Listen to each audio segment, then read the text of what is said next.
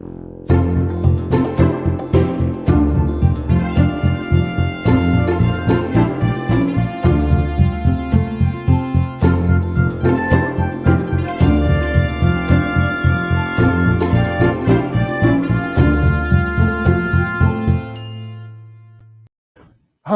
I'm Father Joe Carr with the Great Grouping, and welcome to Exploring Catholicism.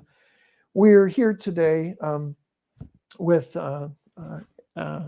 Adam Ward and Anthony Isacco. They're psychologists, and Father Jay asked me to sit in and guest host for him. I'm not quite sure what he was thinking, but we're glad to have you here. If you could start by telling us a little bit about yourselves.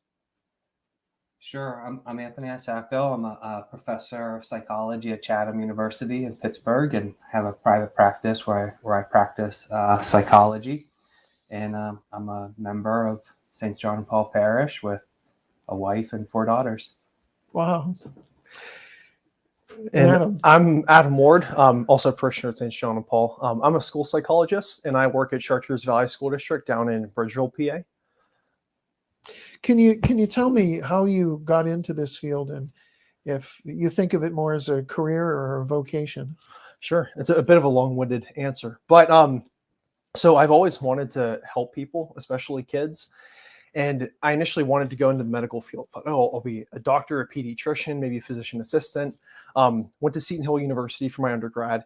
Went into biology for my undergrad, and then when I got to organic chemistry and cell biology, it was difficult to say the least. And after those courses ended, I kind of realized maybe I need to change majors, find something I'm a little better at. And I'd always mentioned psychology. My parents actually kind of said, "Hey, you always talk about this. Like, why don't you look into that?" So I switched to psychology for my major.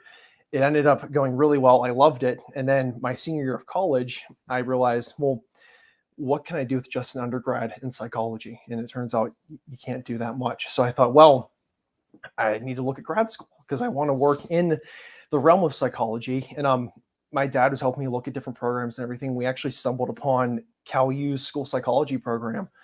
And I was like, well, I don't know what that is, but why not? Gave it a shot, and I applied. And then once I started the program and learned, what it was, how working with kids and working in a school hands-on, that's exactly what I was looking for. And I didn't even know it existed until just kind of I stumbled upon it. Answer your question, whether or not I see it as like a job or a vocation. I do see it as a job. I think my vocation is to help kids in some capacity. And I really think that this career allows me to do so in a pretty effective way. It allows me to touch the lives of many different kids, because also by working in a school, I get to coach sports as well. So while working with kids in a more structured setting, during the school day, I also get to work with them in a more relaxed environment, through athletics. But it gives me a lot of different opportunities to try to help kids through difficult situations. So. You were a pretty successful college athlete too, weren't you? I don't know if I'd say successful, but I did play college football at Seton Hill, and I really enjoyed that. And that gave me a great opportunity while I was there. Great. And how about you? Yeah, growing up, I really wasn't sure what I wanted to do. So I went to college and just did general studies, and then landed at philosophy as a major. Imagine that. So, and it was maybe my second year, I took intro to psychology, and I was like, oh, this is like the practical application of philosophy. And I just loved the class, and I loved the professor. And so then I majored in psychology, and kind of the rest is history from there. I knew that's what I wanted to do after that class. And it became more of a vocation at that point, where I wanted to use the skills I was learning for something good to help people, as Adam said. And then over time, basically that vocation became more crystallized as I became a psychologist that worked with Catholics in particular, the diocese, working with clergy, deacons, and seminarians around their vocation and helping them discern what's best for them in the church. That's great.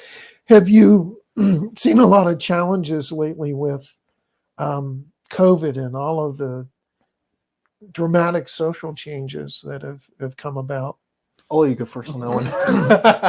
All right. Well, the short answer to that question is absolutely. I mean, COVID has I think, exposed the mental health wound in society for everybody to see and feel. And so there's no longer hiding the mental health concerns out there. We see everything from, increased stress levels, anxiety, depression, on the darker side of things, more suicidal thoughts and behaviors. And so really this is, whenever I talk to my colleagues in practice, they say this is their busiest time of their entire lives. The demand has been off the chart, and most of them are operating on wait lists right now. I've noticed that when I've had people come to me, we do pastoral counseling, which is basically listening to people and kind of triaging to, do you just need someone to listen to you and you know the answer, or do we need to get you to somebody's professional? And I've been amazed that sometimes it's weeks and weeks before they can get an appointment. Yeah. What has your experience been? So I see more of, the school-based thing with the kids, but I'd say with the middle schoolers, I'm seeing more of a spike in like mental health concerns, because usually by age 14 it is around 50% of when, mental health conditions begin to surface and kind of rear their heads. I'm seeing them like in that pre-development stage. And also I feel like COVID and the lockdowns and all the inconsistencies are kind of a catalyst for where if there was something there a little bit, it's kind of been magnified by all the inconsistencies, because kids really benefit from routine and knowing that, like, for a lot of them, school is a safe place because they know I go there 5 days a week, 8 hours a day, get to see my friends. I know what to expect. And when you take that consistency out, it can cause them to really, really struggle, especially when it changes, week to week. But on the flip side, the middle schoolers know what school should be like, because, had normal school from, K to 5. But with the little ones, like kindergarten, first grade, second grade, because I work with that population as well, they're struggling because they're not used to being in school and having demands placed on them, where they've been at home for the first 5-6 years of their life learning, on an iPad or on a screen. All of a sudden they're in school 5 days a week for 8 hours a day, and they have to sit in their seat and they have to follow the schedule, and they can't just get up and do what they want. So it's a big adjustment for them. And I think once things are consistent, it'll be easier for them. But just with things so up in the air, it's really tough to have like set in stone expectations for a lot of these kids, because things change week to week, it seems, and it's hard on them. I never gave that a thought of not having that structure as an experience. If you're studying at home and you're thirsty, you go get a drink. You don't have to put your hand up and ask the teacher, and that would be really earth-shaking when you're that little, I imagine. Yeah, and it you can almost see it on them, where some of them adjust well. Like, it's not all of them, but there's some where they're struggling, and then you kind of do some investigating, do some digging, try to figure out what's going on, and then you learn, well, when they would have had preschool, things were locked down, so they didn't have preschool. Last year they were learning virtually still, so then it's like their first time coming to school, and they might be 6 or 7 and they're in first or second grade. You may think, well, you're a first or second grader, you should know, like, we have a routine. This is when we go to lunch. You have to raise your hand, that kind of thing. But then you take a step back and realize, wait, they don't know this. They haven't been to school before. So you almost have to treat them as like a preschooler or a kindergartner in a lot of ways behaviorally, and try to kind of catch them up to speed with where you expect them to be. I tell you what, you're talking about preschoolers. I tell you what really fascinated me. I was at St. Killian's for a while, and we would have the school mass, and there'd be 500 kids there. And about 3 or 4 months into the school year, once the teachers' aides and the teachers got used to the kids and the kids got used to them, they would bring them and they would sit them all across the front row. And it was amazing to me. They were so disciplined and they were so quiet. And every once in a while, one would start to squirm, and all the teacher would have to do is lean forward and look, and they would straighten back up again. And I was thinking, these are the same kids I see on Sunday, and their parents can't control 2 of them. There's 2 teacher and a teacher's aide controlling 30 of them. The power of the teacher's look can't be underestimated. Yes. They make jokes about the nuns with the rulers. There's none of that, I know. It's just that, like you say, what the expectation of them is. Wow. Do you see young people coming to you and looking for help, or is the stigma still out there that I don't want to do that? What will people think if I go and ask for help? Well, I still think that there's mental health stigma out there. I mean, because that has been so ingrained in our culture over the years that getting past stigma is still difficult. But I would say it's lessened over the last 2 years because of the distress caused by the pandemic and other kind of factors out there. And so, whereas before I would probably have conversations with parents or teenagers about, trying to sell them on counseling. There's no selling going on now. That they're wanting to go and wanting to find a good counselor to get some help from. So in that regard, there's a little bit of a silver lining that people recognize how helpful counseling can be and are seeking it out and are motivated for it. Yeah. And I mean, I'm seeing the same thing because I guess on the flip end, like talking to families, usually it's trying to sell them, before the pandemic, like, hey, your kid could benefit from talking to somebody. And now, there's wait lists for months for kids to be seen. But within the school, kids are pretty open, I'd say, for the most part, about seeking help, or if they're feeling a certain way, they know that there's certain adults they can go to who want to help them. There's some who are reluctant, but I'd say by and large, there's kind of been a bit of a shift where they realize it's okay to ask for help and to seek someone out, and they realize it's okay to not be okay sometimes. But then again, there's also somewhere you can have to sell them on, like, hey, it's okay to talk to me. Like, I'm not going to tell you what we're talking about. I'm here to help you. But I'd say by and large, it's been kind of a shift where they're more open to like seeking help. Yeah, I know a lot of times when I have people come to me as a priest, and I'll suggest maybe going to see a counselor, and you can tell from their just tone of voice that they're reluctant. I'll say, it doesn't mean there's anything wrong with you. It may be you're in a situation you're not used to, whether it's dealing with a teenage child of yours that they're rebellious, or you're dealing with somebody who has an addiction, or you're dealing with somebody who has an anger management issue, and you can go and talk to a counselor. Maybe they can give you a strategy of how to deal with this. When I do this, I get this reaction. How can I do it differently? Maybe it might be the way I phrase something, or maybe it might be something as simple as don't raise your voice, just talk calmly.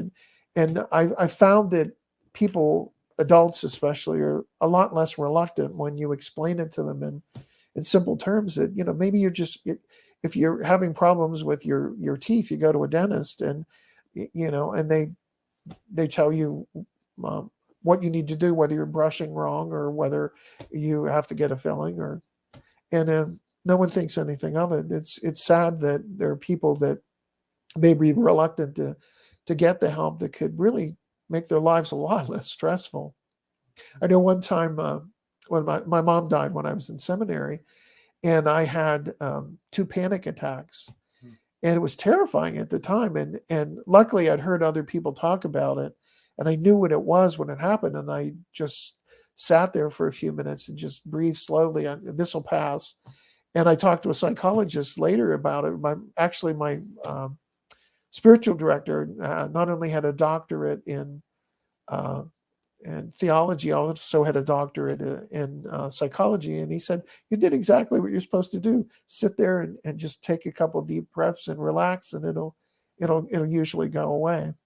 But it was wonderful being able to talk to somebody about it, and they could just reassure me that it's a normal thing when something traumatic happens in your life for that to happen a couple of times, not to get overly concerned about it. So that was just reassuring.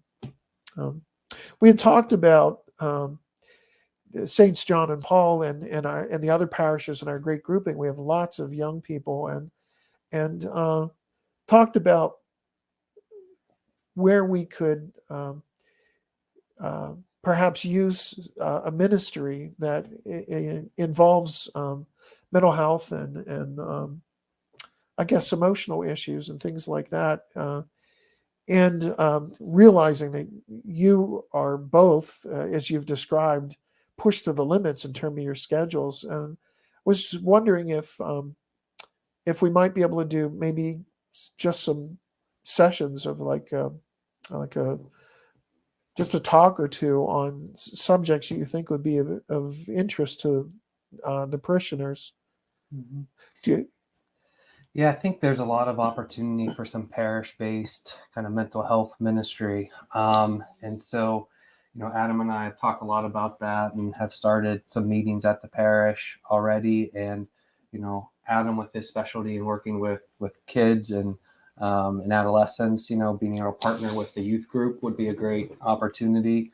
I would love to be able to do maybe something more on the vocational side, because if you help someone find their vocational path, you're helping them find meaning and purpose in their life, and what a great gift that is as well. So I think there's lots of opportunities there. Yeah, I agree. And then to piggyback on what you said, Anthony, I think it'd be beneficial not only to have like these sessions, but even have present information that parents could, because I'm coming from the angle of working with kids, of like what parents can look for with their kids.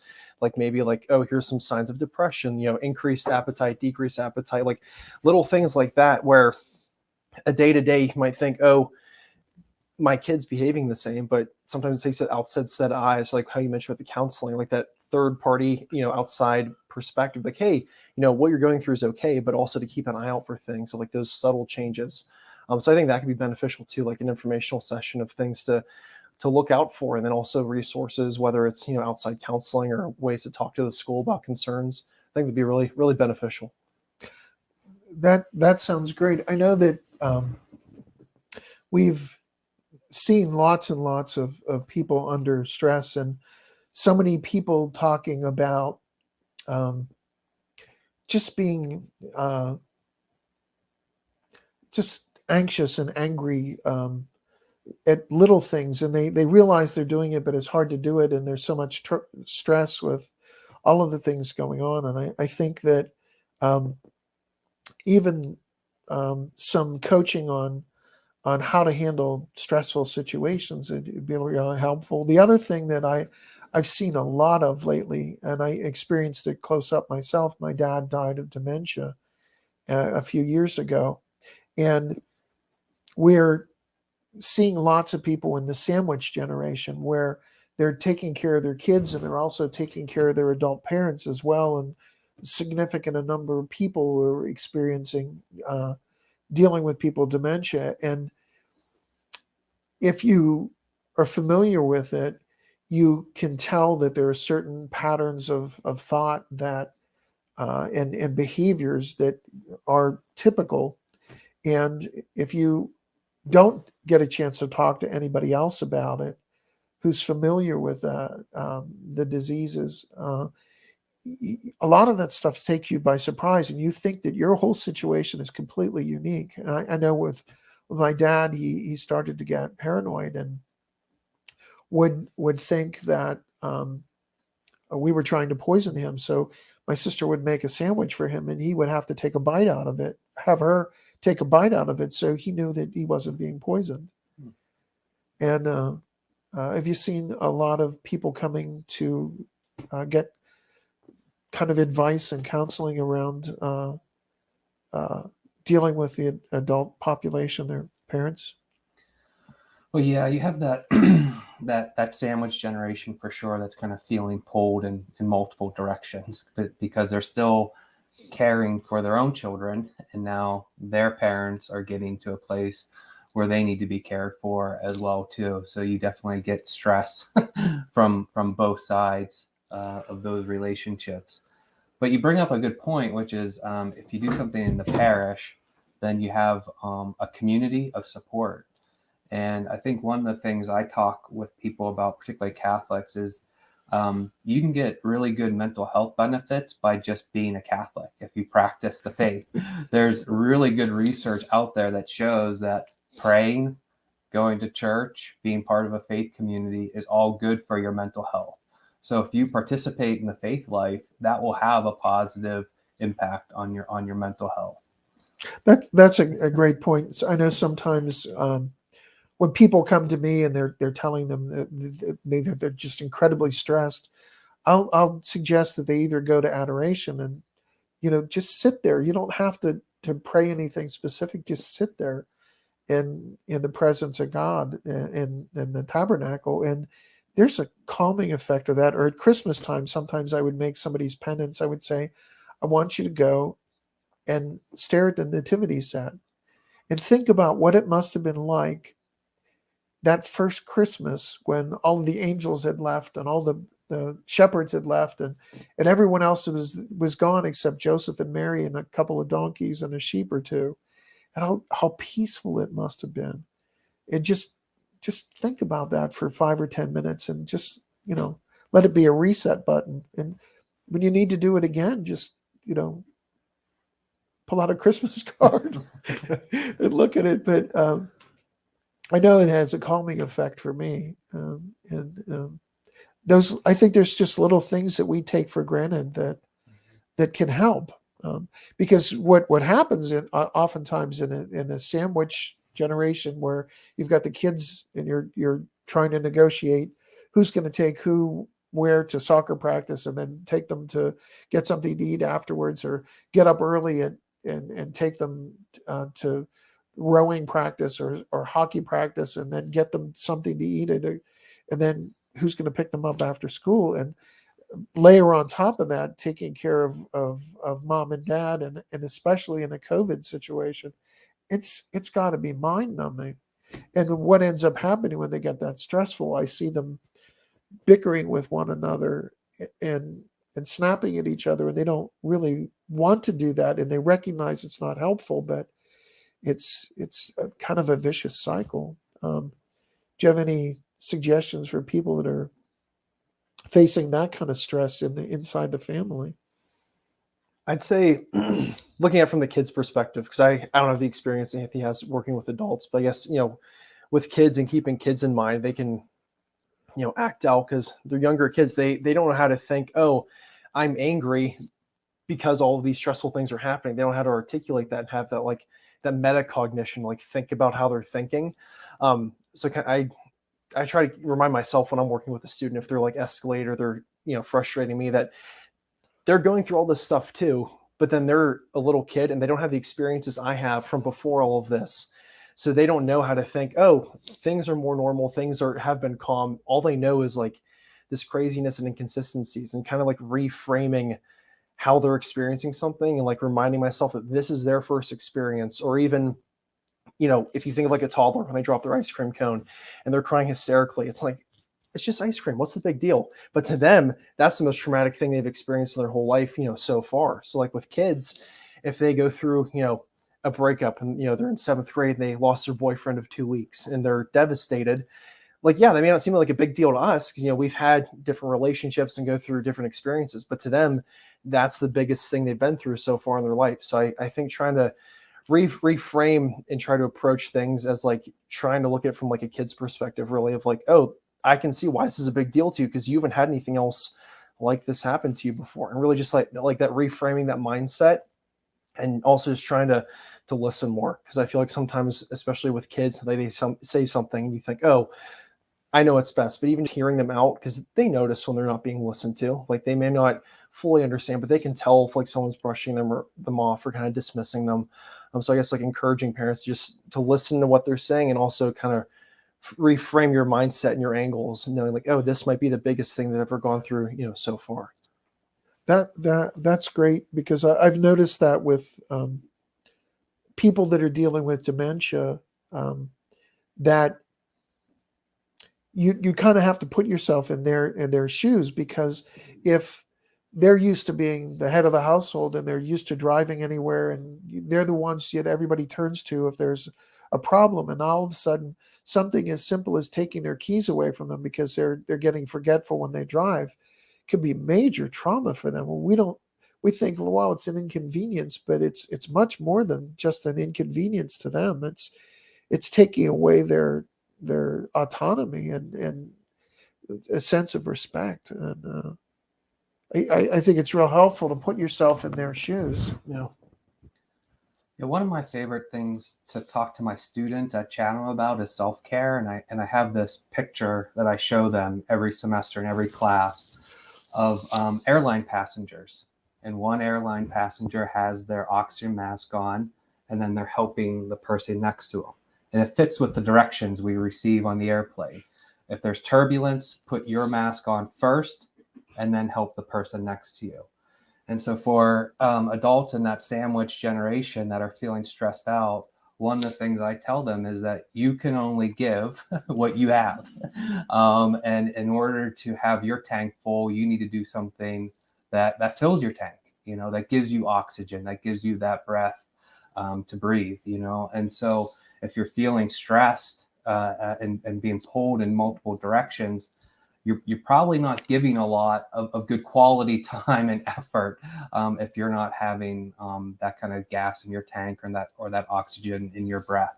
And so it's a hard conversation to have with them because they feel like they have to be stretched in those multiple directions, but to kind of push them and challenge them to think of ways to engage in self-care that's life-giving to them, that will give them energy. Usually they can find something. If you press them a little bit and hold them accountable and give them different ideas around what that means and how they can enact it, they can find something that they can put in place in their life that helps them in the situation. And when you might have somebody else in the family, a spouse that has to take over for an hour while you go out and do something that's calming to you, or go have a cup of coffee with a friend, or go to a movie or something. I often tell couples, when they're drifting apart, you have to go out on a date now and then. Mm-hmm. Otherwise your conversations become, again, who's going to take Johnny to soccer practice and who's going to pick up Susie from gymnastics, and you lose that intimacy that you had when you would share your hopes and your dreams, and not just your carpool schedule. But so there's a lot of truth to that. And sometimes it can be an investment if you're afraid to ask somebody for a favor of, can you take over whatever it is that I have to do for an hour? Well, because I just want to go out and go for a walk, or I want to go for a run, or to the gym, or whatever. And often we're reluctant to ask for that kind of help because we feel that we're imposing on them. But if you come back and you're refreshed and you're joyful, and you're not going to yell at me when I spill my coffee on your fresh coffee, your tablecloth, then it was worth the hour. Mm-hmm. Whatever I had to do, I can put up with it. But I think we sometimes get into that, the story of Martha and Mary, where Martha's busy rushing around trying to get food together for Christ and the apostles, and Mary's just sitting there at his feet listening to what he has to say. And Martha says, Jesus, you see what all the work I have to do. Will you tell Mary to get up and help me? And he said, she's chosen the better of two things. There's time to prepare the food afterwards. We can wait, but right now her job is to just listen and to be in peace. And I think almost, as I heard you talking about making time for yourself and self-care, I was starting to think, was this an intervention on Father Jay's part? Because he's always yelling at me for not taking my vacation. Do we need to talk off camera here, Father, a little bit more? I hope not.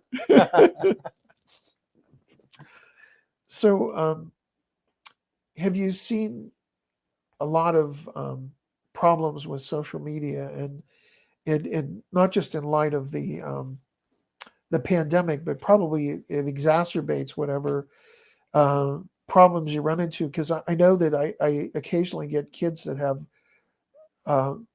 really low self-esteem, and some of it comes from stuff they're experiencing on the internet. I'd love to hear what you have to say about kids and social media and your experience. Sure.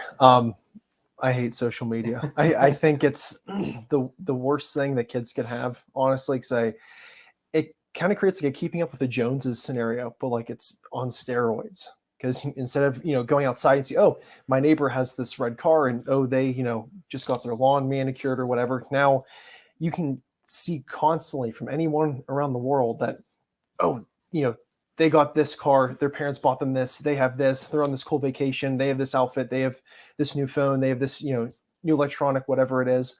And it's just a constant feed of that. And they can just get bombarded with comparing their life to whatever they're seeing, and the kids don't know that stuff's not real. Like it's all fake and staged. It's not true. And even if it is, I went to the beach and took a picture and posted it. I could have been in a fight with my family the other 4 days that I'm there. You know what I mean? But that one picture makes it look like, oh, it was all, rainbows and sunshine the entire time. But I feel like kids don't always think that way. They just see that picture and think, oh, look how great that person has it. I feel like you can make some of that, like, make them jealous really, and wishing that they had, more, their life was different, and they can make them seem more, unappreciative with what they have.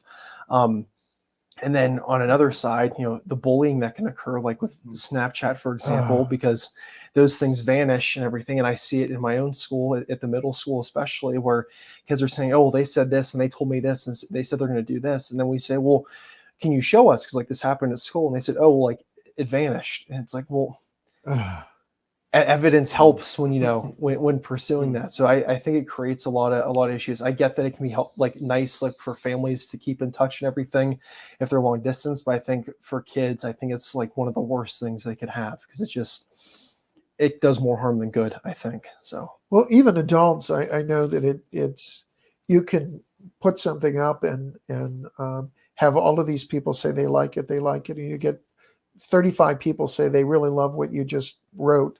And then all it takes is one or two people to say that was stupid. And those are the things that we tend to cling to, aren't they? Mm-hmm.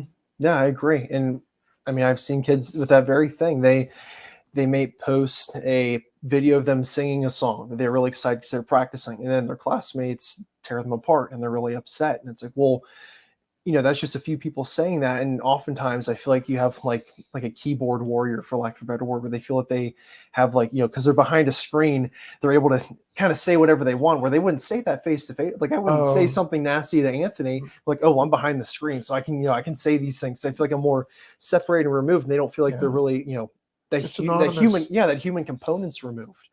So you see that happen a lot too. And you're right, you can even just one negative comment, they're going to fixate on that one, because one negative experience can knock out, 3 positive ones, unfortunately.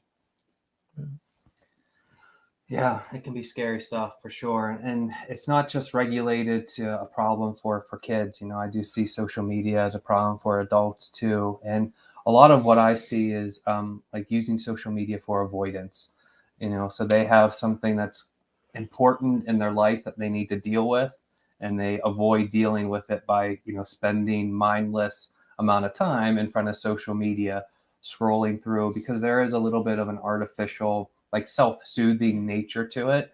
I can just be by myself, scroll through what I like to look at and what I like to read, and kind of cocoon myself in. And so a lot of my work with them is saying, all right, we need to get out of that cocoon and we need to get you approaching the things that you need to approach in your life, because those are the things that are important. That's going to lead to maturation, and that's going to lead to meaning. And those are all things that you need. You don't need to be in a self-soothing cocoon right now.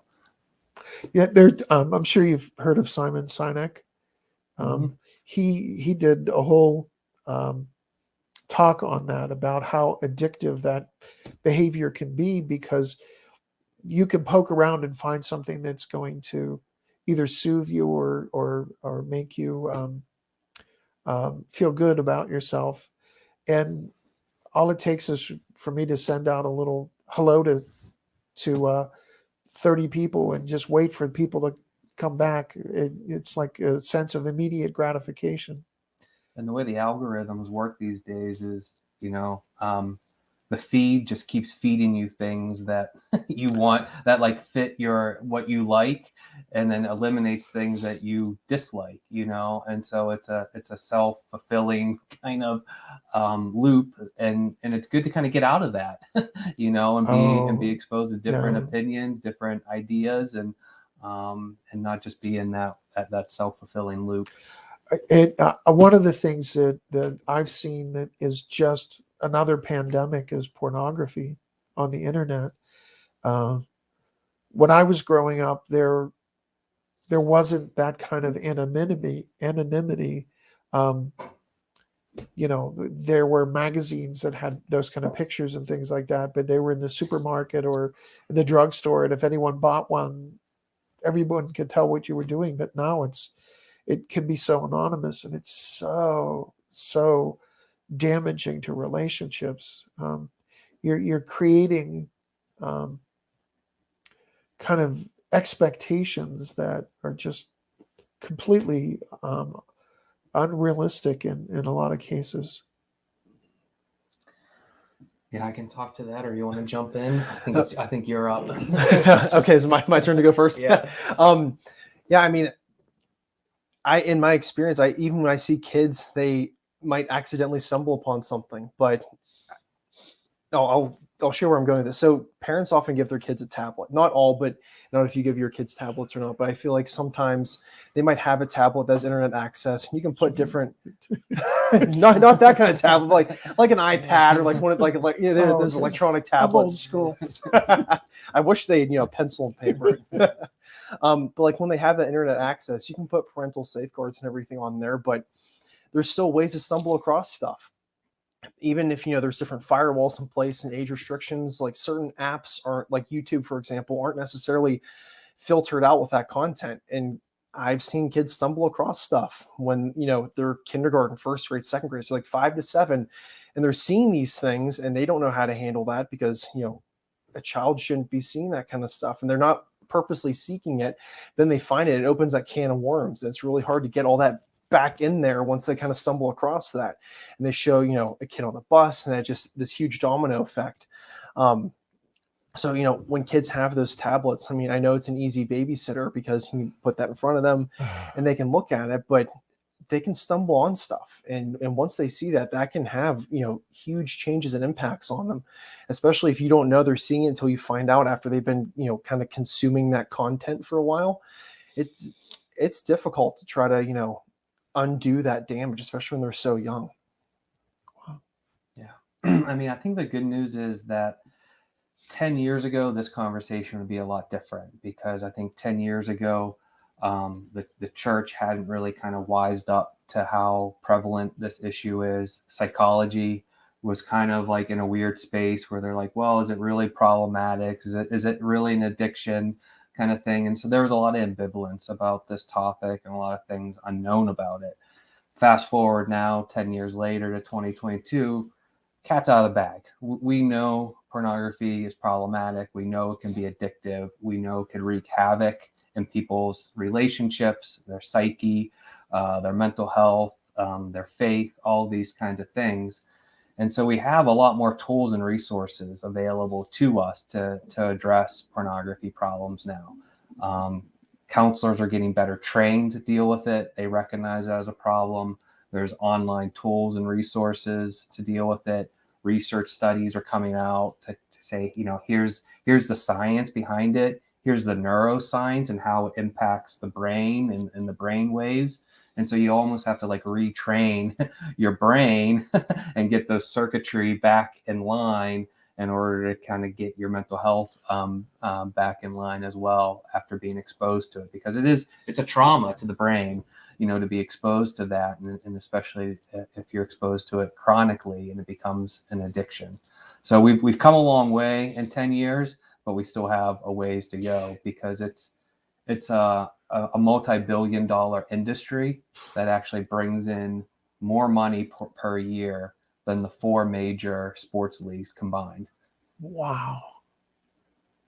Yeah, it's mind blowing. I can't begin to wrap my mind around that, but I just know how awful it is in terms of relationships, because I see sometimes maybe a couple that's not that old, and maybe they come home and want to be intimate, and one or the other one is just tired, and if they turn to pornography instead, then the next time the person approaches them and say, okay, I'm not tired now, then it's like, well no, that's okay. You don't have to bother. And it becomes an alternative. And then the person is crushed because, well, don't you like me anymore? Or don't you love me anymore? Am I not attractive to you?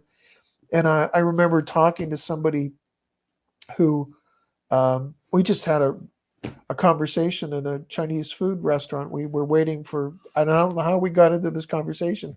We got to be very good friends, but they were telling me that they were at a church in California, and the minister was there. They weren't Catholic at the time.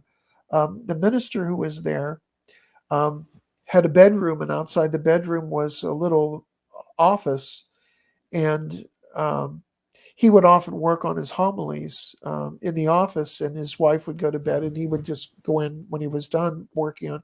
Well, one night he was working on his homily, but then he got attracted by a picture, and one picture led to another picture and another picture, and it was pornography. And he didn't realize his wife was still awake, and she could see what he was looking at on the screen.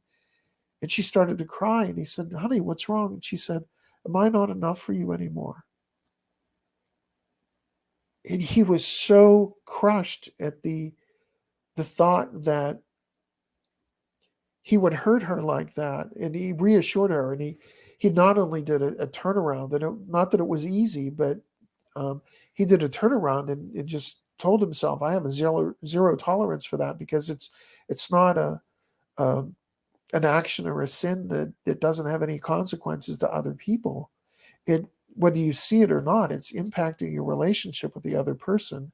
And he actually did a wonderful homily on it. And all of the people in the congregation, instead of looking down on him for, "Oh, you've got this attraction," they really respected him, because he came out and said, "Look, I had a problem, and I didn't realize that it wasn't just impacting me; it was impacting my family." And I had a lot of respect for him for having coming out and doing that, because it's not always easy to admit that you've got a problem.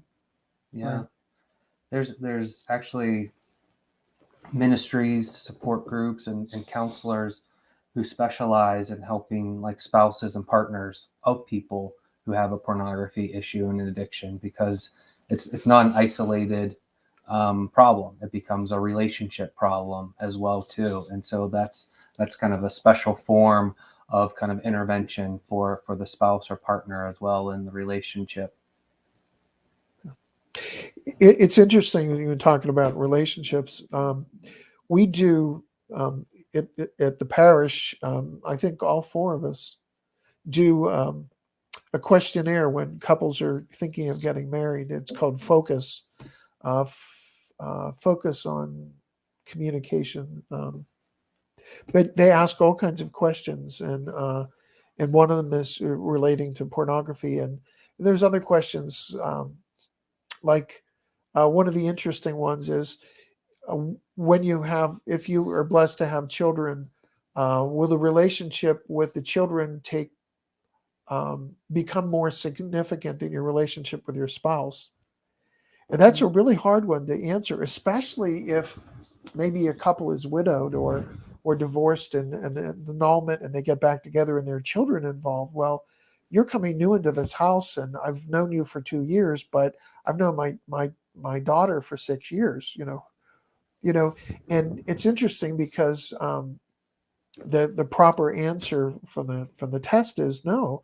My relationship with my spouse is the primary relationship, because the kids get stability from that. That they know that even though maybe mom and dad will argue about something, that they're not going to break up, because they're committed to being together, and I'll never have to worry about that. And I'm sure you probably see a lot more divorces and family trauma now than when I was a kid. Yeah. So as a school psychologist, one of the things I do is I evaluate for special education. And when I do this, so I'm determining if a child has, a school disability based off state and federal law. And so there's a battery of assessments I use and data I have to collect. And one of those things is parent input. So I send out this packet asking for, who all lives in the household, age of those people, relation to the child and everything. And it's not surprising anymore, which I guess is kind of sad. I almost anticipate like there's some kind of, brokenness, for lack of a better word, in the family, like maybe a divorce situation, a single parents don't live together. Like more often than not, there's some kind of dynamic there in the home that isn't like your typical nuclear family of like mom, dad, kid, siblings, that kind of thing. And there are other supports in place, like maybe mom, aunt, uncle, grandma, and those are great, but those aren't always, the perfect, comparison, like having like mom and dad in the home. And obviously there's situations there that, you can't control somewhere to pass away or something, but you do often see a lot of, divorce, or maybe parents weren't married to begin with. And so the family kind of falls apart quickly. And then you see these kids coming through and there's so many inconsistencies at home, and school's one, constant factor. And then they're struggling to read, for example, but then you see, oh, well, at home, you're bouncing around between 2-3 different houses and your schedule's all inconsistent. So when you come to school, yeah, it's a safe and consistent place for you, but mentally, like, you have to think about the hierarchy of needs, where it's like, food and sleep and like social belonging at the top. It's where more of like the schooling and like academic and higher level things are. But if their basic needs aren't being met, like maybe they're eating and sleeping, but emotionally those needs aren't necessarily being met, to me, it's like, oh, well, it makes sense they're struggling in school because their home component might be, a struggle. Wow. And taking that, and not to obsess over the pandemic, but if you take that chaos that may be at home, and they are relying on school as one thing that's consistent. I know when I have to get there. I know when I'm going to have lunch. I know when I'm done. I know when soccer practice starts or football practice starts. And then you take that away for a couple of months, then it comes back and you think it's okay. And 3 weeks later, they lock down the school and you're back to where. That's going to be mind bending. It's tough. My district, fortunately, we've been very, consistent with our schedule this year. We haven't had to, shut down any buildings. I know last year we had different options, like being hybrid, where you'd be, in school 2 days a week, 3 days virtual, or maybe 4 days a week, 1 day virtual, or totally virtual. And that inconsistency, and the year before we went into the lockdown, and then hearing like, oh, well, maybe next week we'll come back to school. And it's like, oh no, maybe the following week. And then all of that, confusion and everything. That was tough, but I can see with the kids, like, it's how beneficial it is. And I might have like lost sight of that at first, of how important it is for them to know, I come to school Monday through Friday from, 8 to 3 every day, unless like it snows or something. And it kind of reminded me like, wow, like this is important for them. Like this is a huge factor for a lot of these kids, and kind of one of those like resiliency factors, or if they know they have that consistently, reliable place they can go to, that can help them overcome, things at home, or like, all the way COVID can impact other people, all those factors that can help them kind of persevere through those other events. I can't imagine what it's like doing what you do if it's not kind of God's calling to you, because I know that even in the priesthood, I've seen people that kind of picked it because either their parents wanted them to do it or they thought it would be a cool thing to do, and they're there for a couple of years and they leave because they can't deal with it. So it must.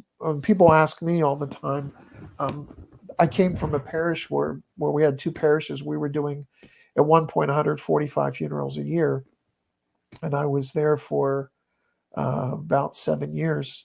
So that's probably pretty close to 1,000 funerals that we did between the two of us. And they would say, "Doesn't that depress you?" And I'd say, "No, because you're getting to interact with people at one of the most traumatic moments in their life, and to be able to maybe give them some perspective, and to tell them that this isn't the end of the story, that you'll see them again, and to remind them of some of the funny things and the touching things and the things that they're not thinking about right now. All they're thinking about right now is the sadness.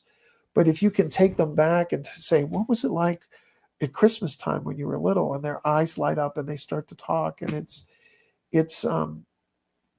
touching and really rewarding. But if all you focus on is, "Oh my gosh, I got another funeral," it could make you crazy. So I know that you're seeing people oftentimes when they're really struggling. Do you find that it takes the energy away from you, or does it invigorate you when you can help someone?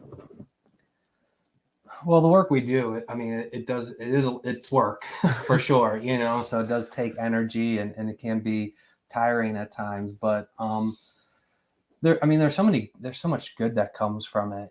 And it's very easy to kind of see God's presence in not only the work that we do, but also in the lives of the people that we work with, despite the pain and the suffering that we've kind of talked about today, and that we see out there, people get better. They develop coping resources. They're able to conjure up courage and resilience and some grit. You see positive changes that they're able to make. And to be able to play a role in that is very fulfilling. And knowing that we can't do it alone, that's where we get some grace to help us as well, is very helpful. I can say that. But it's amazing to see how someone can start at point A, and they're in the darkest, lowest point of their life, and then through the work they get to point B, and they're on kind of top of the mountain with their arms raised. It's quite the transformation that we get to witness. Yeah, that must be really rewarding. Yeah, and to piggyback off what you said, just keeping your faith as a reminder like that, like focal point of through our work, it makes a world of difference. Because whenever I'm going to work with a student, or if there's kids in crisis, because I've dealt with kids who are in grief and feeling suicidal, and all kinds of the darkest moments of their life at that point. And even when I'm running over to a kid, I say prayer real quick, hey, God, I need help with this, because clearly I can't do this by myself. So please help me. And just like in knowing, going in and helping those kids, like in those darkest moments, and knowing that like can help them try to get to that point, and knowing I can't do it by myself, and relying on colleagues and prayer, and relying on God as well. It, like Anthony said, it's incredibly fulfilling, and it is draining, but I mean the positives far outweigh any negative side effects of it. Mm-hmm. So I think that's a sign that it is a vocation. It's a calling to do what you do, because not everybody could do it. The same thing's true of a couple of other professions, like the priesthood. If you're not called to it, it's a real struggle. The same thing with funeral directors. They work the most awful hours, and if they're called to it and they really enjoy the work, they see that they're helping other people, and there's something fulfilling. You mentioned before, if you find the right path for someone and they find work or even a hobby that's really tangibly fulfilling, it can really change your perspective and make you feel fulfilled. I don't think our job is a kind of a clock in, clock out kind of job, punching a time clock and just hoping, wait for the paycheck to come every 2 weeks. There's much more, I think, invested in it personally. And I think, being more directed by our faith, and that, this is like what we're supposed to be doing. And therefore that drives us even more. Yeah, that's great. I know that you probably have seen addictions and what it's done in families. We have a program that was started here in the parish called 6 Steps to Sanity, where it's a support group, and it's run by one of our parishioners named Chico and her husband Joe, and they had experienced addiction in their family,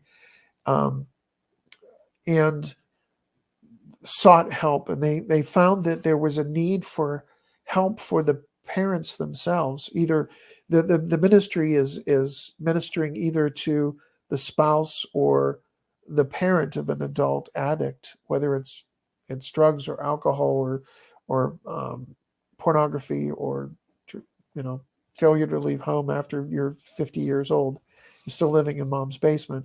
And the first thing they tell you when they meet is, if you're here to think we are going to help you fix your child, we're not. You're in the wrong room. What we're here to do is to help you realize you're not alone, and maybe to give you some strategies of how to interact with your addict. And they don't call them addicts, they call them prodigals. And talking about the prodigal son and how it creates chaos in the house. And one of the first things they want to do is recognize that there's an issue. And if you have someone in the household who is addicted, chances are there's chaos in your house, whether it's not knowing if they're going to show up sober to grandma's 90th birthday party, or whether you don't know you're going to get a call in the middle of the night that they wrecked the car once again, or to wake up in the middle of the night and not know where they are and not know if they're coming back, and all of those kind of things. And just sitting around in a group of people and sharing stories confidentially about what you experience, you see all these people with their heads nodding. You know, yeah, I experienced that too. I thought I was unique. I thought I was alone. And just being around people where you know that they're experiencing the same thing, maybe even right now, is comforting. And the other side of the coin is, if you have somebody who's been there and gotten through it, and their prodigal is doing better, that it gives you hope that this isn't a lost cause. And the really sad thing that I saw out of it is how oftentimes in the rehab programs, they don't recognize that often they're dealing with dual diagnosis, where it's not just a matter of I've got a drinking problem. That's a symptom of the fact that I'm suffering from depression, and I want to forget about all my problems, so I drink. And then the drinking makes the depression worse when they come down from it. And it's been nice to see that one ministry in our church just not only flourish, but they've spawned other ministries in other parishes. And I'm really hoping that we can figure out a way that we can utilize your skills and the skills of other professionals in the parish, and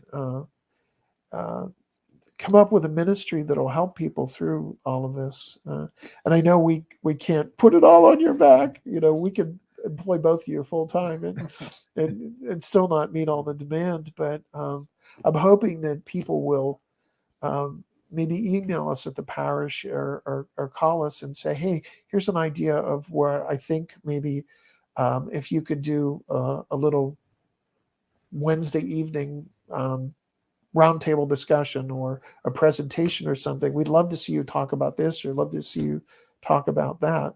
And I think it would really, the sky's the limit as to what could be done.